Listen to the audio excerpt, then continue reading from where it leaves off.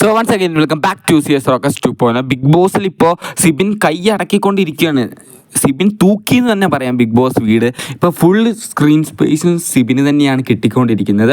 സിബിൻ നല്ല രീതിയിലുള്ള വർത്തമാന ശേഷിയുള്ള ഒരു വ്യക്തിയാണ്. നല്ല പോലെ പോയിൻ്റായിട്ട് സംസാരിക്കുന്ന ഒരു വ്യക്തിയാണ്.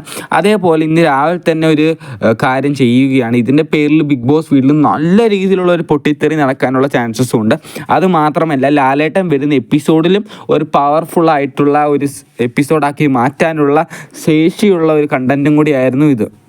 എന്തിനെക്കുറിച്ചാണ് ഞാൻ പറയണതെന്ന് വെച്ച് കഴിഞ്ഞാൽ, ജാസ്മിൻ ലിപ്സ്റ്റിക്ക് അല്ലെങ്കിൽ മൂക്കൊക്കെ ചീറ്റിയിട്ട് ഒരു ടിഷ്യൂ പേപ്പറിൽ തുടച്ച് വേസ്റ്റ് ബിന്നിലാണ് എല്ലാവരും വേസ്റ്റ് ബിന്നിൽ തന്നെയാണ് ഡീസൻ്റായിട്ട് എല്ലാവരും കൊണ്ടുപോയിടുന്നത്. അവരൊരു യൂസ് ചെയ്യുന്ന കാര്യങ്ങളൊക്കെ ഇങ്ങനെ മൂക്ക് ചീറ്റുന്നതായിക്കോട്ടെ, മോൻ തുടക്കുന്ന ടിഷ്യൂ പേപ്പർ, ഇതൊക്കെ ബേസിക്കായിട്ടുള്ള കാര്യമാണ്. ടിഷ്യൂ പേപ്പറൊക്കെ കൊണ്ട് വേസ്റ്റ് ബിന്നിൽ ഇടുകയാണ്. പക്ഷേ ജാസ്മിൻ അങ്ങനെയൊന്നുമല്ല. എന്തോ മൊത്തത്തിൽ അലമ്പായിട്ട് അവിടെ ഇവിടെയൊക്കെ ഇട്ടിട്ട് പോവുകയാണ്. അത് കൃത്യമായിട്ട് സിബിൻ വന്ന് പൊക്കിക്കൊണ്ട് വന്നിട്ട് എല്ലാ ഹൗസ്മേറ്റ്സിലുള്ള തൻ്റെ ടീംമേറ്റിൻ്റെ ക്യാപ്റ്റനായിട്ടുള്ള ശ്രീലേഖൻ്റെ അടുത്ത് കാണിക്കുകയാണ്. കണ്ട ചേച്ചി ഇങ്ങനെ ഒരു ടിഷ്യൂ പേപ്പർ കിട്ടുന്നുണ്ട്, ഇത് ജാസ്മിൻ്റെ ആണെന്ന് വ്യക്തമായിട്ട് നമുക്ക് മനസ്സിലാവുന്നുണ്ട്.